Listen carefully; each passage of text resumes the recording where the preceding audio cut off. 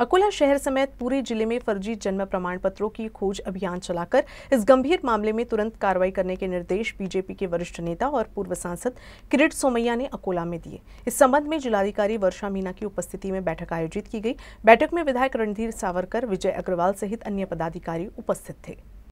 BJP नेता किरीट सोमैया की प्रमुख उपस्थिति में आज अकोला में फर्जी जन्म प्रमाण पत्रों की जांच और दोषियों पर कार्रवाई को लेकर महत्वपूर्ण बैठक हुई। उन्होंने महानगर पालिका, राजस्व विभाग और पुलिस प्रशासन को तुरंत कार्रवाई करने के निर्देश दिए।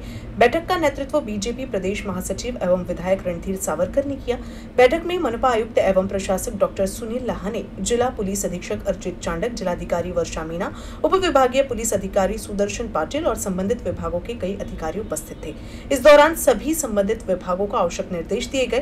बैठक में विधायक रणधीर सावरकर, पूर्व महापौर विजय अग्रवाल, संजय गोटफोड़े, देवाशीष काकड़, रमेश अलकरी, महानगर मंडल अध्यक्ष सहित कई प्रमुख पदाधिकारी और कार्यकर्ता उपस्थित थे। जो अपात्र, बेकायदेशीर, बांगलादेशी असो, रोहिंग्या असो किंवा आणखीन कुठला असो,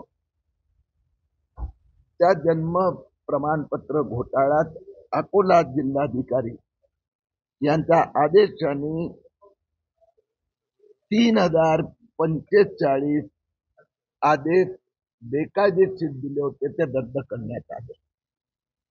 त्यातल्या 2741 यांनी आपले मूळ प्रमाणपत्र परत दिले आहेत। 304 लोक फरार आहेत।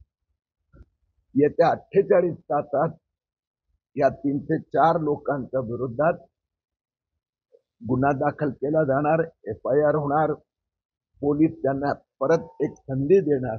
पण लक्षात असं आलंय की यापैकी 200 लोक सापडतच नाहीये। म्हणजे हे कोण आहे? स्लीपर सेलचे होते, टेररिस्ट होते की बांगलादेशी होते? त्या संदर्भात पुढील कार्यवाहीला गती दिली जाणार। अकोला जिल्ह्यात आतापर्यंत 7 ठिकाणी गुन्हे दाखल झालेले आहेत। 200 आरोपी आणि पुढच्या 800 चौकशी सुरू आहे।